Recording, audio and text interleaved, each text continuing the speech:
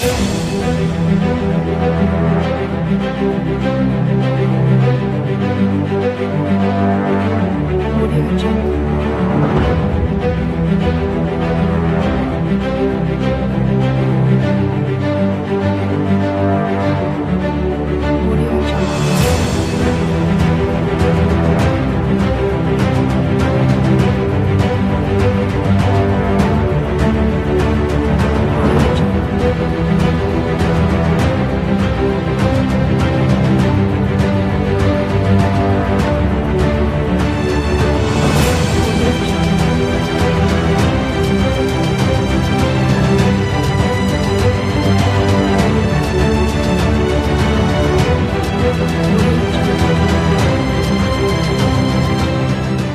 Mesdames et messieurs, bienvenue dans votre émission Au cœur de la société. Au cœur de la société reçoit les différentes personnalités et les acteurs de la société civile, y compris la population elle-même, pour parler de tous les maux qui rongent la société congolaise. Et ce soir, nous avons le plaisir de recevoir pour vous Monsieur Félicien Kindoula. Il est analyste politique et socio-culturel indépendant. Avec notre invité, nous allons devoir analyser un peu cette crise, si on peut l'appeler ainsi, entre le FCC et le CACH. Et nous évoquerons également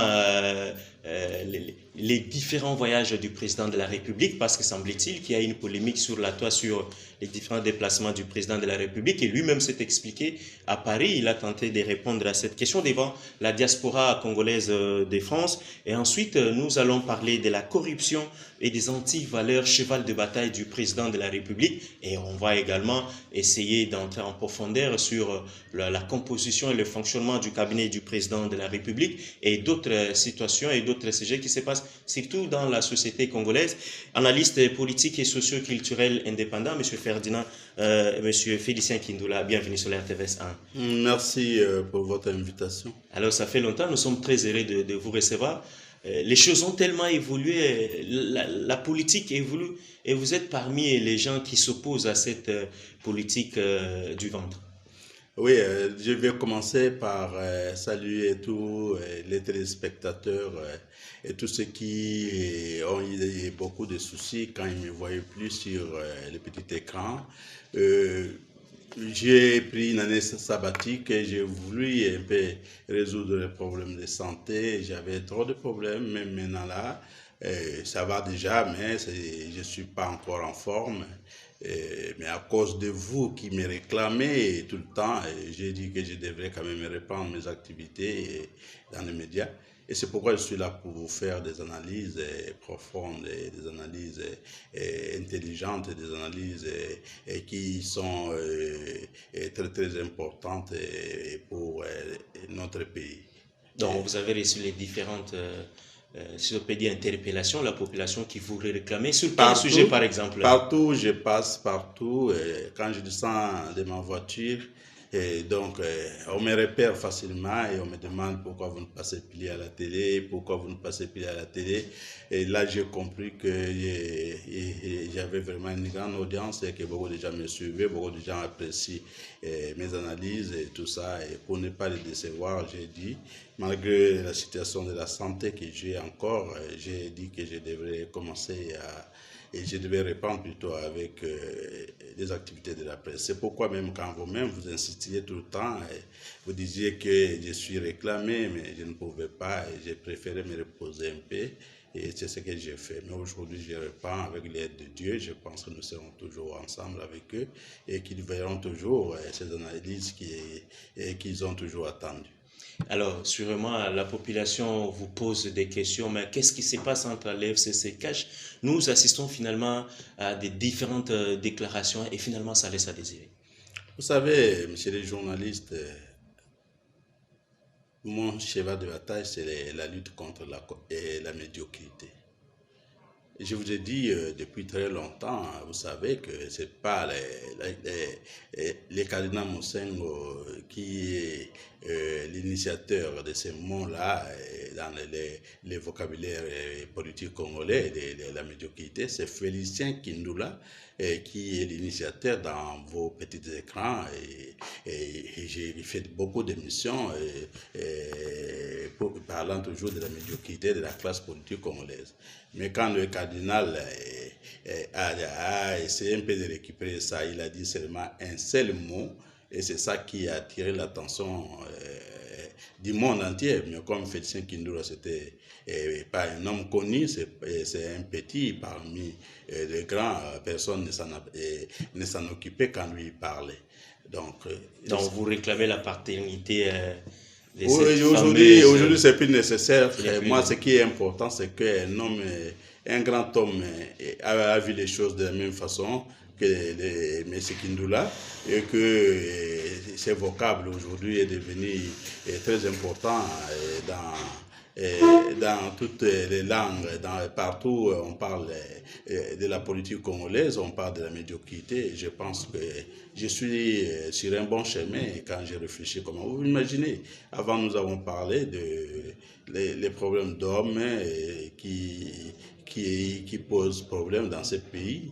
Nous avons parlé de la politique du ventre et c'est toujours Kindula qui est en train de sortir tous ces mots et tout le monde est en train de suivre. Et je suis content, c'est-à-dire que j'ai réfléchi et je passe mon temps à faire des analyses très sérieuses et qui, à plusieurs égards, sont appréciées par beaucoup de gens dans ce pays. Moi, c'est ça qui m'intéresse. Moi, je n'ai pas besoin de me battre pour la paternité de ceci ou de cela. Alors, revenons un peu à cette affaire du FCC caché. Comment vous avez suivi, en tant qu'analyste politique et socio-culturel, Jean-Marc Kabound, premier vice-président de l'Assemblée nationale, président AI de l'IDPS, essaye d'expliquer, c'est lui mettre sur la place publique les réalités des choses qui se font peut-être en cachette, et le FCC n'a pas tardé pour dire qu'ils vont répliquer tout en utilisant les institutions en place.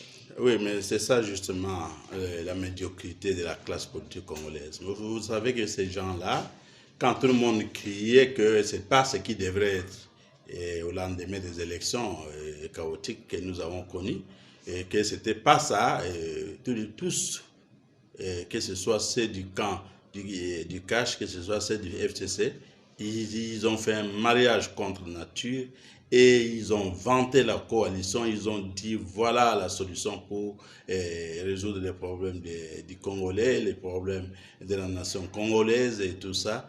Et malgré tout ce que les gens ont dit et tous ceux qui s'opposaient à cette coalition étaient leurs ennemis.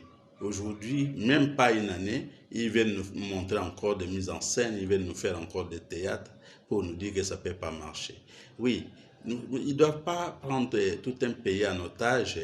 Le pays n'appartient pas à un groupe d'hommes, un groupe de politiciens qui pensent qu'ils peuvent s'amuser avec comme ils veulent, et tous les restes des Congolais doivent être en train de les regarder, de les observer. Un jour, je pense que le peuple se prendra en charge et beaucoup de gens ne se retrouveront plus, beaucoup de gens ne comprendront plus, même si aujourd'hui ils sont adulés, aujourd'hui ils sont applaudis, ils sont acclamés, mais le peuple va les oublier. Ils ont intérêt à s'entendre, ils ont intérêt à travailler pour l'intérêt de la nation, ils ont intérêt à se battre pour que ce pays sorte du gouffre dans lequel eux-mêmes l'ont mis.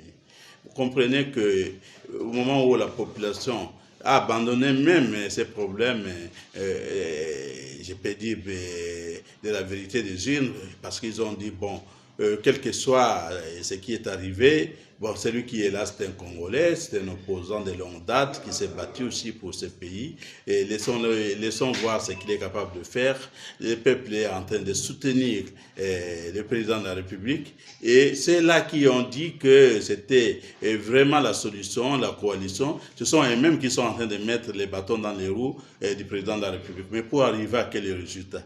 Et ils font ça pour quelles raisons? Si celui qui est là aujourd'hui réussit à faire quelque chose pour ce pays, ça sera dans l'intérêt de tout le monde.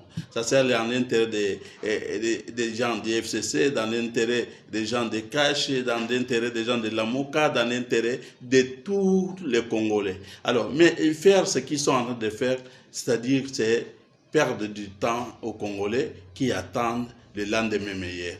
Et ça, la population ne peut pas l'accepter. Et nous, en tant que leaders d'opinion, nous n'allons pas laisser la population les bras croisés et continuer à... Quel avenir finalement pour cette coalition? Mais quel avenir pour cette coalition? S'ils continuent avec ça, il n'y a pas d'avenir, c'est eux qui vont disparaître.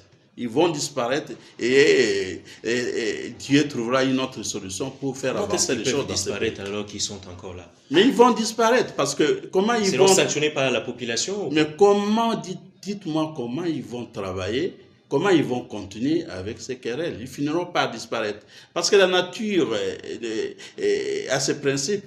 Et vous ne pouvez pas tout le temps penser que vous allez toujours gagnant. Il y a des moments où vous pouvez penser que vous serez gagnant, mais vous perdez sans avoir pris des précautions.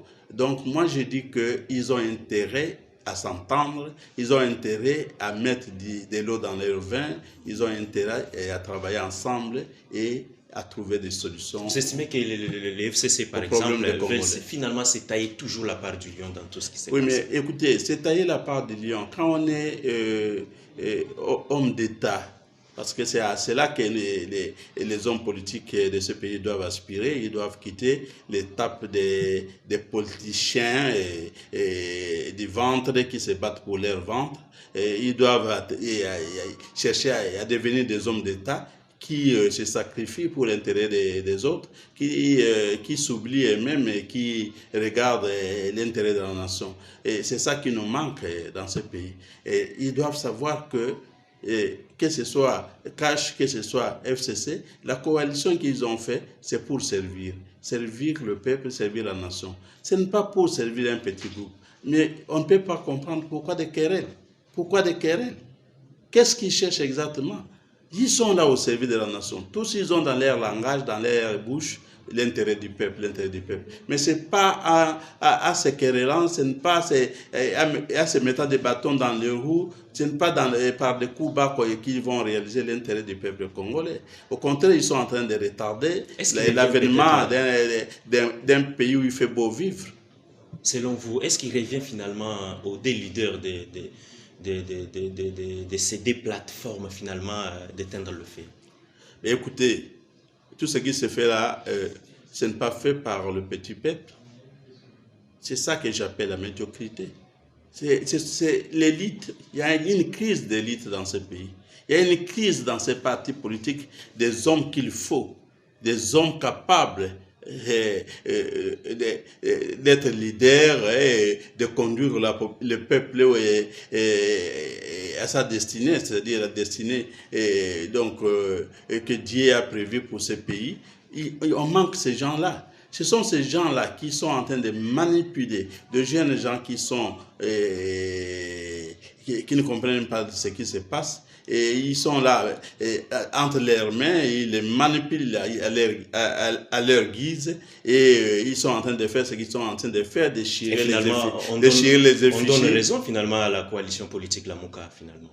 Oui, mais écoutez, il n'y a pas seulement qu'à la Moura qu'on va donner raison, à tout le peuple congolais qui a compris qu'on ne pouvait pas faire ce qu'on a fait, mais qui a même donné du temps d'observation, qui a dit, écoutez, on peut, comme on le dit, l'homme propose, Dieu dispose, et Dieu a disposé que ça soit comme ça, et allons avec, et après tout, c'est toujours un Congolais, c'est toujours des Congolais, ce sont toujours nos frères.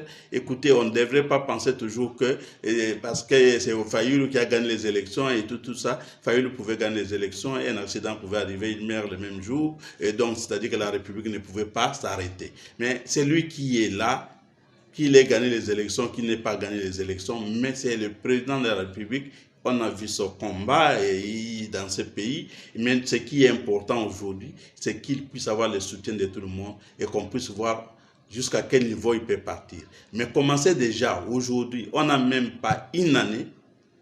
Donc, on n'a même pas fait une année.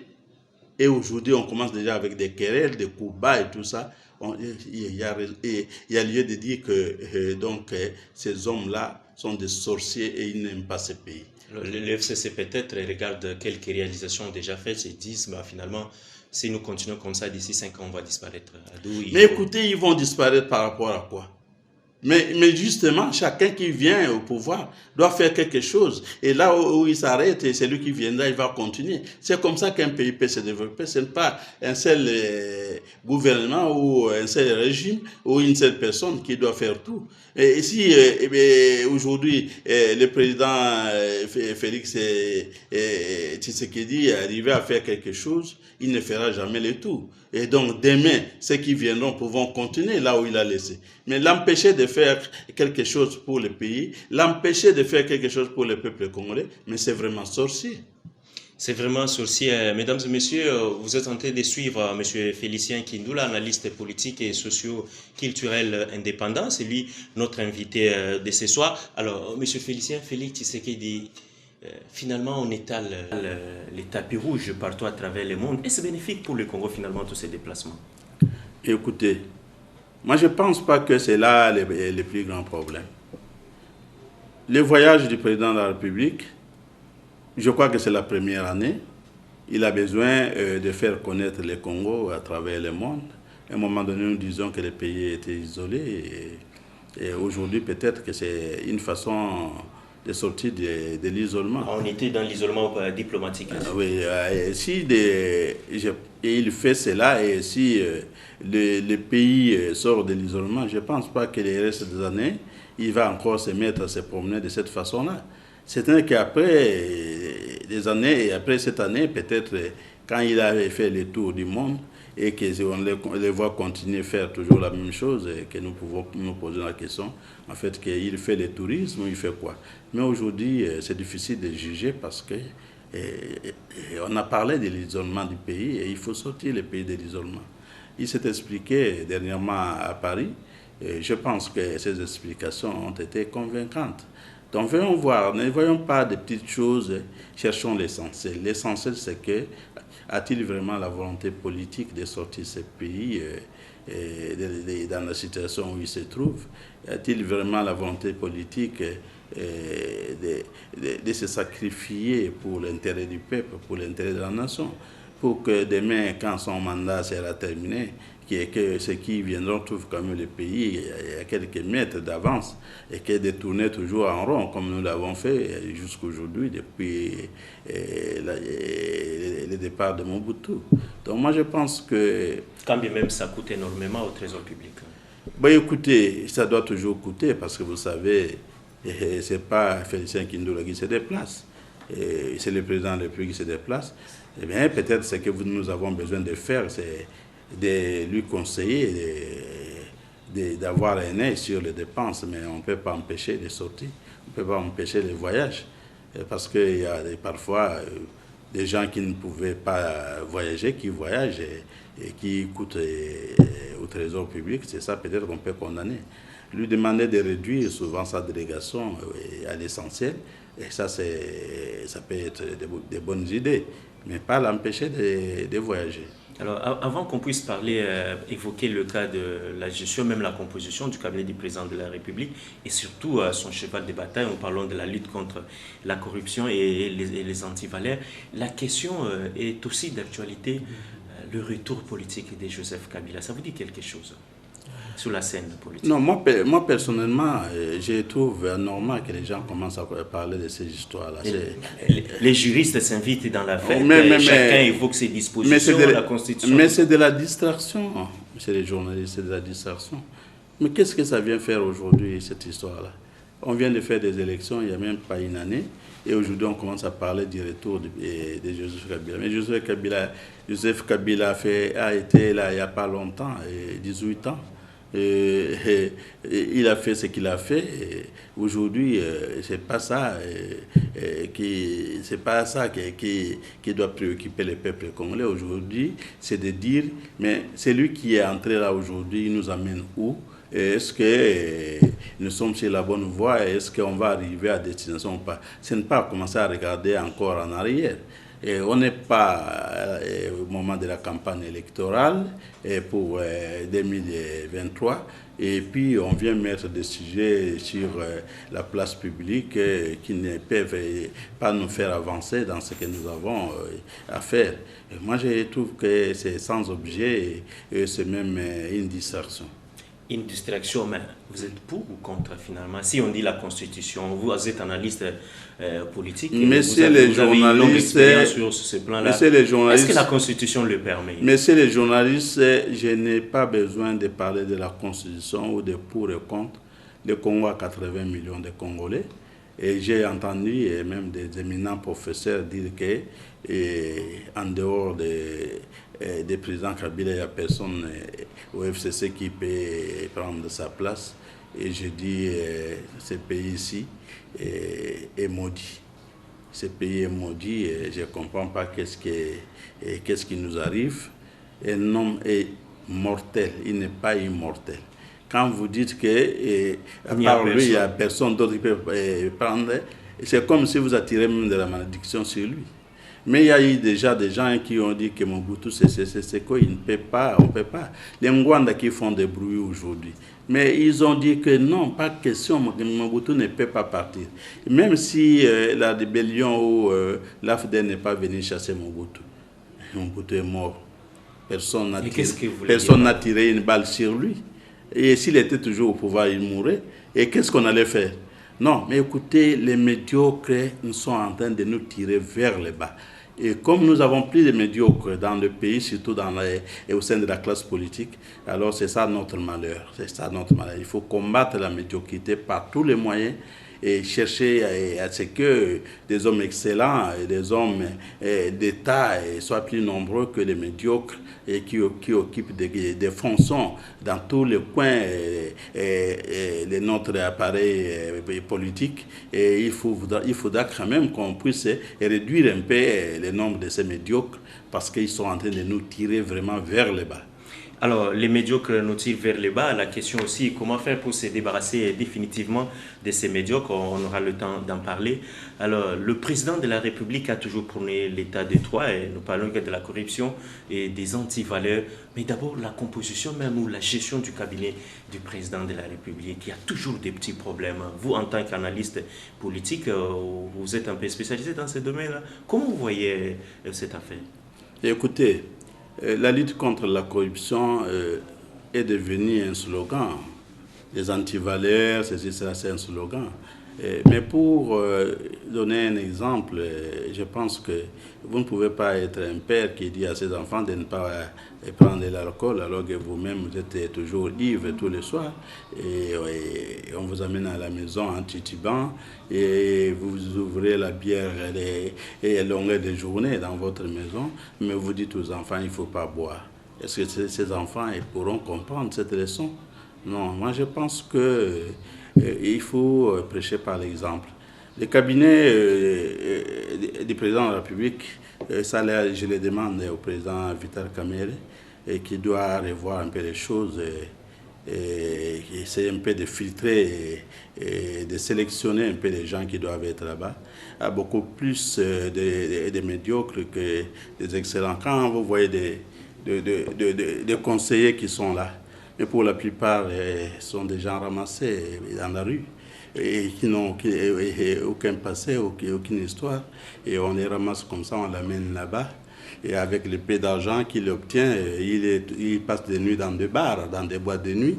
Et ils sont en train de détruire les foyers des gens et détruire les ménages des gens. Comment est-ce qu'ils détruisent les ménages des gens? Mais vous ne connaissez pas que quand votre femme rencontre un conseiller, c'est fini pour vous et vous l'avez perdu. Et un conseiller à la République. Et tous ils sont dans des trafics d'influence. Ce sont les amis de Vital Kamerhe, ce sont les amis des présidents de la République et tout ça. Et ils vont vous donner monts et merveilles et les femmes sont faibles devant ces choses-là. Et vous avez des conseillers qui sont en train de rançonner les gens et leur dire non, si vous me donnez ceci, cela, moi je suis capable de faire ceci, cela, et qui se le disent et qui nomment les PDG, les DG dans les entreprises et tout ça. Et des gens sont en train de tomber dans ces pièges-là. Et le directeur du cabinet n'est pas au courant, le président de la République n'est pas au courant. Mais nous avons la possibilité de leur donner des preuves de tout cela s'ils les demandent. Donc, des gens comme ça ne peuvent pas étudier des dossiers ne peuvent pas donner de bons résultats. Alors, mais ils sont pleins là-bas et ils vivent aux dépens du trésor public. Mais un cabinet comme ça va aider le président de la République en quoi? Parce que pendant que lui est en train de combattre les antivaleurs, pendant que lui est en train de combattre la corruption, alors que on trouve des conseillers qui se comportent juste à l'inverse.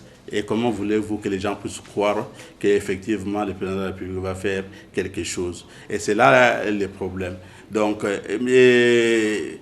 quand vous quittez le cabinet du président de la République, vous partez dans la magistrature.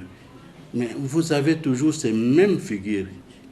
Des gens corrompus à souhait, qui ne peuvent pas dire les droits, qui ne peuvent pas faire la différence.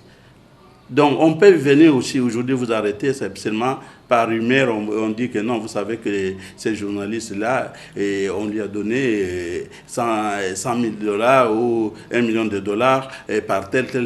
Alors, c'est un dossier, c'est vraiment un dossier de gros sous. Ici, on l'arrête, si on les coince, on va avoir cet argent-là et tout ça. On vient aussi, on t'arrête. Même pas des hauts magistrats. Ils vous arrêtent. Il vous fait souffrir. Il vous envoie même à la prison de Makala jusqu'à ce que vous puissiez donner 50 000 $ parce que lui, il croit que vous avez l'argent. Je suis témoin de ça. Je vécu ça. Qu'est-ce que vous avez vécu? Mais je vécu parce qu'on est venu me prendre dans mon bureau de travail, soit disant que nous avons été corrompus, nous avons eu de l'argent, nous avons fait ceci, nous avons fait cela. Et ils font toujours cela pour que l'entreprise puisse sortir l'argent et qu'on se les partage. Et moi, j'ai dit non. J'ai dit à l'entreprise, personne ne sort l'argent au nom de Kindula. Et moi, je n'ai rien fait. Je ne suis pas l'homme qui peut faire ce genre de choses parce que je combats les antivaleurs. Je combats la corruption. Non, mais j'ai pas assez de temps pour expliquer cela. Et mais puis, brièvement. c'est un problème qui est encore en justice et vous en aurez toujours les échos. Mais je vous montre au moins comment est-ce que les gens doivent se comporter dans ce pays. J'ai dit non, qu'on ne sort même pas un seul franc de l'entreprise et comme on en a l'habitude pour qu'on se les partage au nom de directeur Kindula et qui a été arrêté. Si on doit m'amener en prison, qu'on m'amène en prison. Et c'est ce qui est arrivé. Je fais un mois en prison et je suis sorti par caution et je suis sorti. Et je suis en train de demander à toutes les instances qui sont concernées par ce dossier de mener une enquête et qu'on voit exactement qui est à la base de toutes ces histoires. Parce qu'il y a des espèces protégées qui sortent de ces pays. On est en train de décimer des espèces protégées. On est en train de décimer la faune de notre pays. Et on sort ça. Et on connaît les gens qui font ça. Mais on ne leur fait rien du tout. Et on va arrêter les innocents dans les bureaux pour les coincer, pour les faire souffrir afin qu'ils fassent sortir de l'argent. Parce que sûrement vous avez signé un document autorisant ces histoires. Mais écoutez, je signe les documents tous les jours, c'est mon travail de signer les documents, mais je n'ai pas signé les documents pour faire sortir les espèces protégées, les ivoires, les pangolins et tout ça. J'ai signé des documents pour les choses qui sont autorisées, les bois, les caoutchoucs et tout ça, c'est pas interdit. Mais si au moment où on doit mettre ces histoires dans les conteneurs et qu'on a mis autre chose que ce qui est dans les documents, ce n'est pas moi le directeur. Vous n'avez pas de services sur place. Mais justement, ces services-là qu'on doit arrêter parce que c'est sur base de ces services-là et que nous travaillons parce que les rapports, c'est eux qui nous les envoient. Mais non, on ne veut pas arrêter les agents qui sont sur le terrain. On va arrêter les directeurs et les corporations pour que l'entreprise débourse l'argent. C'est là où j'ai dit non. Parce que je suis anti-corruption, parce que je suis anti-valeur. Et c'est comme ça que nous devons fonctionner dans ce pays. Et tant que cette magistrature sera toujours là, tant que cet appareil judiciaire sera toujours là, et qu'on ne change pas ces gens-là, qu'on les laisse comme ça, et donc, je ne vois pas comment le président de la République peut réussir son mandat. Il faut qu'il se fasse violence, comme l'a fait Mosé, et qui a mis en retraite, je pense, plus de 35 magistrats. Mais aujourd'hui, je pense qu'ils sont dans plus de 200 aujourd'hui, qui sont en tout cas des médiocres, qui sont en tout cas des gens corrompus et qui ne valent pas la peine pour qu'ils puissent apporter quelque chose dans cette alternance. Avez-vous démantelé le réseau? Peut-être quand vous êtes arrivé là, il y a eu un réseau qui fonctionnait et vous avez voulu faire obstacle à ce qu'ils ont l'habitude de faire. Voilà pourquoi vous payez les pots cassés. Oui, les réseaux, ils les connaissent. Parce qu'on ne peut pas avoir des tonnes et des tonnes des espèces protégées qui sortent et qu'on ne connaisse pas qui est les propriétaires. C'est impossible. Donc on doit savoir qui est le propriétaire et on doit savoir qui sont ses complices, mais on ne peut pas arrêter des innocents comme ça et les jeter en prison. Et ça, moi j'ai dit que tous ceux à qui je me suis adressé, à commencer par la présidente de la République, le ministère de la Justice, dans tous les coins j'ai réservé des copies. J'attends la réaction. Il faut qu'une enquête sérieuse et crédible soit faite parce qu'il s'agit de l'honneur et de la dignité de toute une nation, de tout un pays. Mais s'ils se taisent, moi je ne me tairai pas, je continue à parler jusqu'à ce que justice soit faite. Est-ce que vous avez le soutien de votre entreprise? S'il vous plaît. Vous avez le soutien de l'entreprise dans cette démarche-là? Oui, écoutez, moi je ne pense pas que j'ai besoin de chercher le soutien de l'entreprise. Et tous, je pense que c'est bonnet blanc, blanc bonnet. La même chose. Oui. Alors, merci beaucoup à M. Félicien Kindula. Vous savez, la lutte contre la corruption dans ces pays concerne presque, on est dans tous les domaines, pour dire, dans toutes les institutions de la République. Quel doit concrètement faire le chef de l'État pour se débarrasser de ces fléaux? Oui, mais c'est ça. Le chef de l'État a besoin d'un bon entourage, des gens qui le soutiennent dans ces domaines-là. J'ai parlé ici tout à l'heure de son cabinet. Déjà son cabinet, je demande au président Vidar Kamel, on a l'habitude de l'appeler président, il a déjà montré dans ces pays qu'il est l'homme qui aime ce pays, qui défend les intérêts du peuple congolais parce qu'il a perdu les postes à l'Assemblée nationale parce qu'il défendait les Congos, parce qu'il défendait le pays, parce qu'il défendait les Congolais. Aujourd'hui, il a une occasion en or pour qu'il puisse démontrer que les choses doivent changer. Déjà, son cabinet ne peut plus être ce cabinet-là. On doit élaguer tout ce qui est inutile. Vous trouverez des gens là-bas qui n'ont jamais travaillé quelque part. Des gens qu'on va prendre dans leur lit d'enfance, dans la maison de leurs parents. On les amène là-bas. Ils ont milité dans leur parti politique. Oui, mais si on doit suivre le militantisme, c'est ça qui va tuer le pays.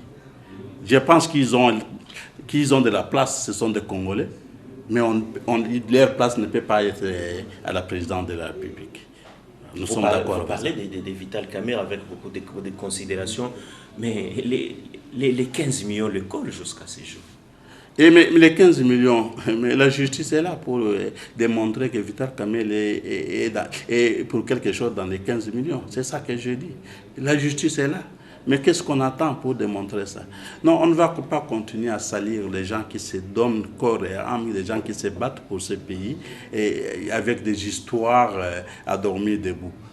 15 millions, ce n'est pas peu de choses. On sort 15 millions dans les caisses de l'État, dans les trésors publics, et ça devient une chanson qu'on chante comme ça. Et où est la justice pour déterminer les responsabilités? Moi, je ne pense pas que Vital Kamerhe soit l'homme qui est à la base de ces problèmes de 15 millions, parce qu'il a un passé, il a un parcours. Respectons quand même des gens qui se battent pour l'intérêt général. Il a perdu son poste, un poste important. Mais pourquoi il l'a perdu? C'est parce qu'il a trouvé que ce n'était pas normal que les troupes rwandaises entrent au Congo. Et vous connaissez les désastres que ces troupes-là ont causés dans ce pays. Mais qu'est-ce qu'il avait à perdre si il s'était tué? Parce que les autres, ils se sont tués des années.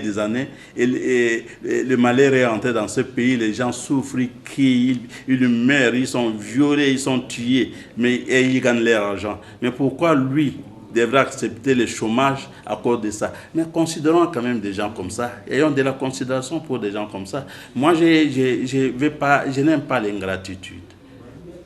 Donc aujourd'hui, Vital Kamerhe, c'est l'homme sur qui nous pouvons compter. Aujourd'hui, on parle on a réussi l'alternance pacifique, ceci, cela. Mais c'est toujours Vital Kamerhe qui a amené le président Félix dans cette voie. Vous savez comment les choses de Genève s'étaient passées. Si aujourd'hui on a ce qu'on a, on doit aussi de la reconnaissance à Vital Kamerhe. Donc, mais écoutez, il ne manque pas de défauts, c'est un homme aussi comme les autres. Mais félicitons quand même pour ce qu'il fait, et félicitons ce qui est bon et critiquons ce qui est mauvais. Mais il ne faudra pas qu'on puisse quand même décourager les bonnes volontés. On ne doit pas décourager les bonnes volontés. Monsieur Félicien, nous sommes presque à la fin de cette émission. Mais le président de la République avait fait une déclaration forte qu'il est prêt à mourir pour mettre fin à tout ce qui se passe à l'est du pays. On entend parler d'une attaque foudroyante de FARDC contre les ADF Nalou. Est-ce qu'on est sur la bonne voie? Mais écoutez, Antoine Félix Tshisekedi, ce n'est pas quelqu'un qu'on a ramassé dans la rue. Tout en sachant que tous ceux qui font de telles déclarations pour mettre fin à la guerre de l'Est, on connaît leur sort. Non, ce n'est pas quelqu'un qu'on a ramassé dans la rue. C'est un opposant de longue date. Il a lutté aux côtés de son père. Et aujourd'hui, il a l'héritage de son père. Et s'il se détourne de cet héritage, c'est sa mort politique. Et pourquoi il va hésiter de mourir pour ce pays? Parce que son père était déterminé à mourir pour ce pays. Donc, le président de la République a besoin d'hommes, a besoin de toi, de moi, de tout le monde. Partout où nous sommes, il a besoin de notre soutien pour qu'il puisse réussir.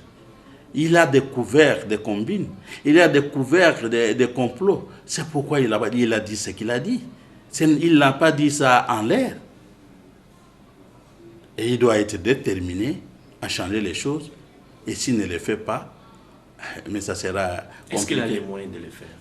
Mais c'est ça justement les moyens. Les moyens, c'est d'abord le soutien du peuple congolais. Si tout le peuple congolais derrière lui, c'est déjà un grand moyen. Les moyens, ce n'est pas seulement l'argent. Vous savez que ces gens-là, parfois, il suffit seulement de dénoncer. Mais les Congolais qui sont à l'Est, qui meurent, mais ils savent qui les tue. Et ces gens qui les tuent parfois sont dans leur maison. Et pour dénoncer ces gens-là, il faut qu'on puisse avoir l'argent de la Banque mondiale. Non. Moi, je pense que nous devons prendre conscience à un certain moment de notre vie. Prenons conscience de ce que nous faisons. Les combines qui se font là-bas, les complots qui est aujourd'hui contre la République démocratique du Congo par les Occidentaux et les voisins, c'est ça qui fait dire à Antoine Félix Tshisekedi que s'il faut mourir, il mourra. Mais c'est parce qu'il ne comprend pas comment il peut travailler dans un pays qui est dans cette situation-là. Et il est obligé de trouver une solution. Et ça, n'importe qui aime ce pays dira cela et il le fera. D'accord. La dernière sortie, disons la toute première de notre cardinal Fridolin Ambongo, il a soutenu l'une des propositions de sortie de crise initiée par l'un des leaders de la coalition politique, la MOCA. Nous parlons du président de l'ECD, M. Martin Fayulu, concernant notamment la réforme institutionnelle et les consorts. Le fait que le cardinal trouve dans cette proposition comme étant un remède à la crise, à ce qu'on peut appeler crise dans ces pays, vous en tant qu'analyste politique, est-ce que vous êtes aussi d'avis avec le cardinal? Mais écoutez, moi je pense que le cardinal, tout ce qu'il a dit est vraiment à prendre au sérieux. Parce que moi je me suis dit, on va parler de la vérité des urnes. Mais ça va faire déjà une année. Mais personne ne regarde à la vérité des urnes. Bien, ça peut être vrai. Personne ne regarde. J'ai été moi-même candidat. Je ne crois pas que j'ai perdu les élections, mais je n'ai pas gagné.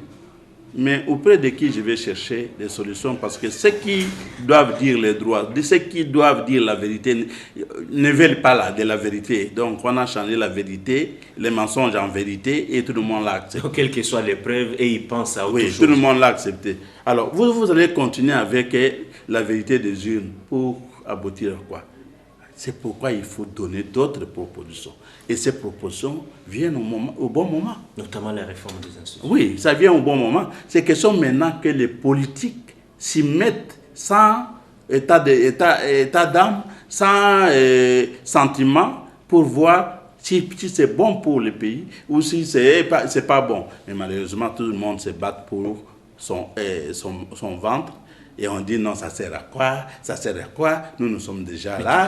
qui peut lancer l'initiative? L'initiative peut provenir de qui? De l'Église catholique, de la classe politique, de la société civile ou bien de Martin Fayulu lui-même? Mais écoutez, Martin Fayulu lui-même, il peut lancer ça, mais on lui dira que non, il est à la recherche d'un poste, voilà, il est fatigué avec les combats des vérités des urnes et tout ça. Mais si aujourd'hui c'est l'Église catholique ou la société civile, malheureusement il y en a pile, la société civile, il ne reste que l'Église, et que ce soit l'Église catholique et l'ensemble de l'Église catholique, protestante et autres. Comment il n'existe plus de société civile?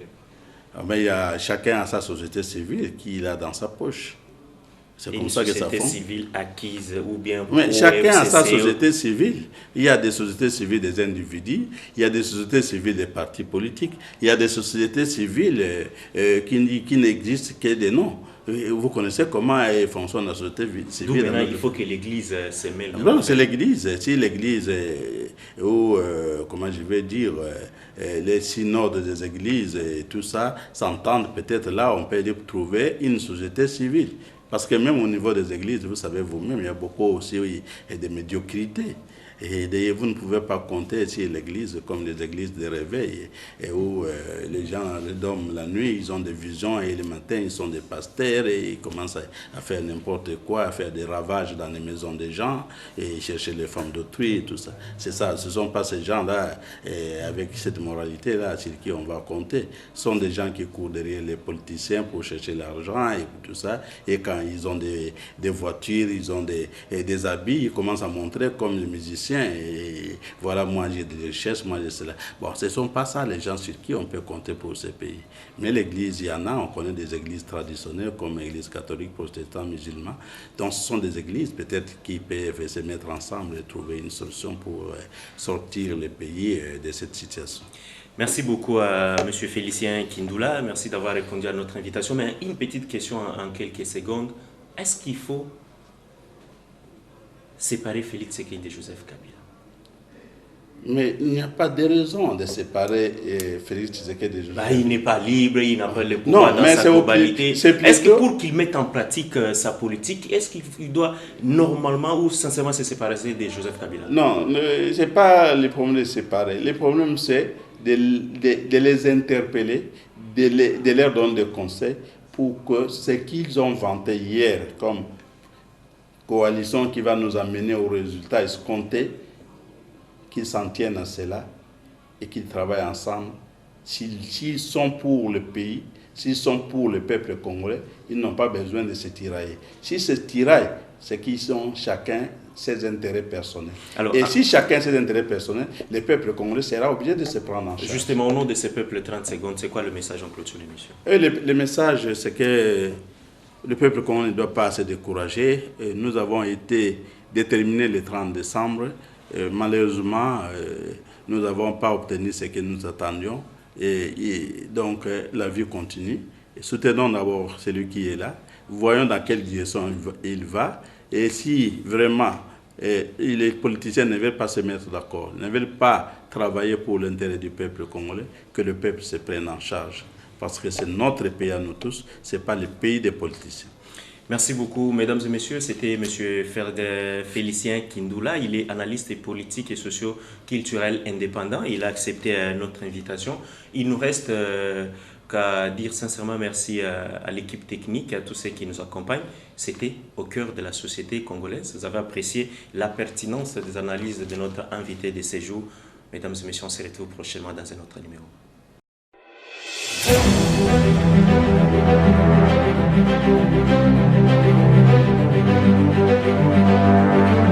Audio Jungle.